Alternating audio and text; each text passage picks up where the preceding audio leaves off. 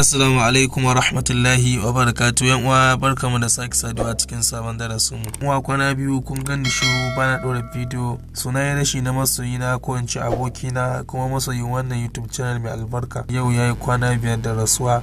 Ina fatan za ku sashi a cikin addu'a. Allah ya ji kansa, Allah ya masa rahama. Dan uwa darasin mu na yau shine zan nuna muku waɗansu nambobi guda biyu masu matukar amfani. Namba ta farko ita ce wadda zaka yi amfani da ita. Mafi yawanci za ka ga mutum yana so ya amsa wayar kai kiran waya, so amma kuma kai baka bukatar wannan kiran da yake amsa yake yi. Za ga wani lokacin mutum ya zo yana so ya aro wayar ka ya kira budurwarsa ko ya flash ko ya wani abu haka, so kai kuma wannan amsa wayar da yake yi baka so, ko kuma wani lokacin a wayar ka kuɗi ne yan kaɗan wanda kai ma ba su ishe ka kai waya ba. So zan nuna ma hanyar da zaka iya blocking din wannan kuɗin naka na cikin wayar. Ko da mutumin ya ansa da ya je yin kira za su nuna mai a cikin wayar babu kuɗi, sai dai kai idan ka je yin kira shine aka cire wannan blocking din da kai na wannan kuɗin naka na cikin wayar. Bayan nan nambobi na biyu shine zan nuna muku yadda za ku iya blocking din dukkanin wani service na wayar ku a cikin airplane kenan. Bayan nan kuma zan nuna muku yadda za ka iya kunna data ka kulle wannan service din naka. Saboda haka wannan darasi ya zo mana da manya-manyan abubuwa guda biyu, kamata a ce ka tsaya ka kalla tun daga farko har ƙarshe.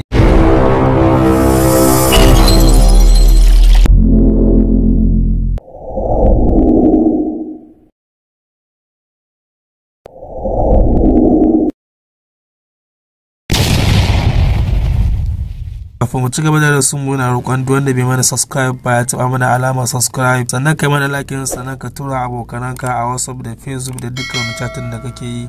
Nagode. Da farko idan kana so ka kulle kuɗin da yake a cikin wayarka, ko da a ce mutum ya amshi wayarka ya je yana so ya kira, so da ya je ya kira wayar taka za ta faɗa mishi ba kuɗi a cikin wayar nan taka, ko da a ce wayar taka akwai kuɗi, so amma da ka sa wannan kuɗin wayarka zai kulle har sai ka buɗe wannan code din. Bayan ka buɗe kai zaka iya kira da shi. Da farko nambobin da zaka sa kai blocking din kuɗin da yake a cikin wayarka su ne, ko da a ce mutum ya amshi wayarka ya je ya yi kira ko kuma yana so ya flashing, to wannan wayar taka za ta faɗa masa babu kuɗi a cikin wayar. Dai kai idan kana bukata shine ka buɗe wannan kuɗin kai kira a cikin wayar. Da farko idan kana so ka kulle wannan abin shine zaka sa *31. bayan ka sa *31 sai ka sa star. Bayan ka sa wannan sai ka taba alamar calling din. Bayan ka taba, idan wayar ka sim biyu ne ko wance layi biyu ne, sai ka zaɓi layin da kake so ka kulle kuɗin da yake a cikin wayar. Misali sim 2 sai ka taba, kana taba sai ka jira. So bayan ya buɗe ma za ga wannan alamar ta nuno ma anan.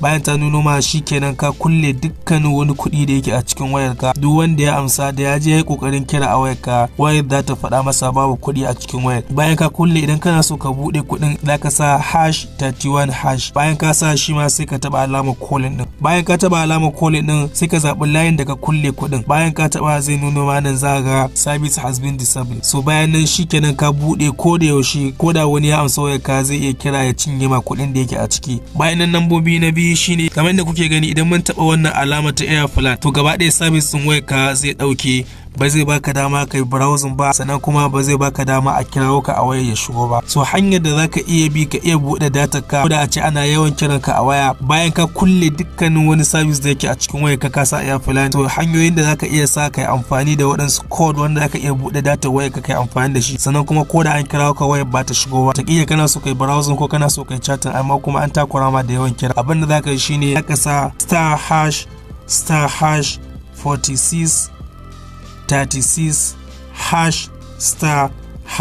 sai ka sa star. To kana sa star zai tafi kira. Abinda zaka sa shine da farko zaka sa *4636 sai ka kara da #***.